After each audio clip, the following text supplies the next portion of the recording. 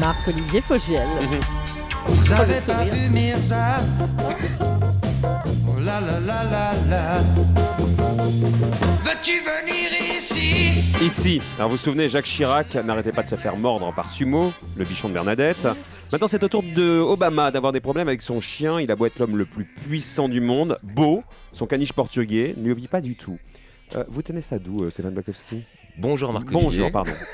Et je le tiens, mais c'est parce que Beau est une star aux États-Unis. Tout le monde connaît Beau. Enfin, il a été nommé Beau alors.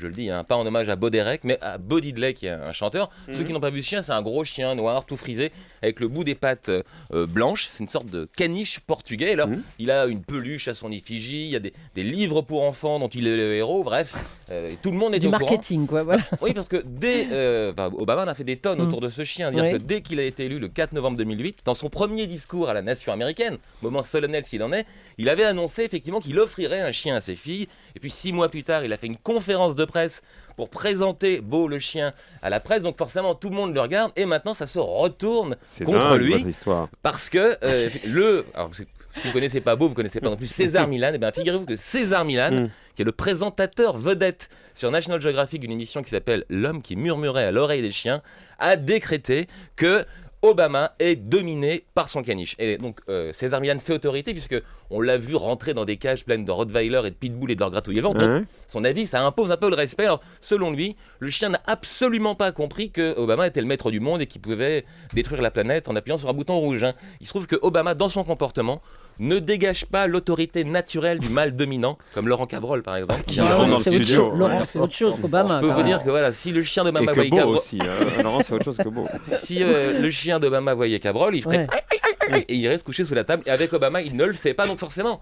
D'ailleurs, on a vu des photos où Obama le promène au bout de sa laisse et il vole derrière, car il trottine derrière son caniche, qui devrait être l'inverse. Donc, c'est vraiment un argument politique, puisque les élections arrivent bientôt. Forcément, la droite dure, qui n'aime pas Obama, se réjouit de voir qu'effectivement, il n'a pas d'autorité. Enfin, c'est ce qu'elle critique. Elle dit qu'il est un peu mou du slip. Effectivement. Le président américain qui n'arrive même pas à se faire respecter d'un caniche, comment pourrait-il se faire respecter des ennemis de l'Amérique? Voilà ce que disent les gens de la droite. Donc en même temps, c'est pas forcément une mauvaise opération de communication.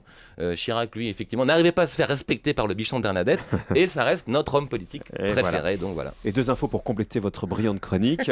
Nos animaux vivent de plus en plus vieux. Ça, voilà, on l'a appris. L'espérance de vie des animaux est maintenant beaucoup plus longue. Et puis, Michelle Obama, femme la plus influente du monde. On l'a appris également hier. Merci Stéphane, vous revenez tout à l'heure après 9h avec la Dream Team. J'ai un slogan, yes, we caniche. Blacko, l'homme qui aime se pencher sur son basset. Alors là, c'est vraiment... Non, je C'est un l'ai plus. festival, On allez. va dire que c'est la météo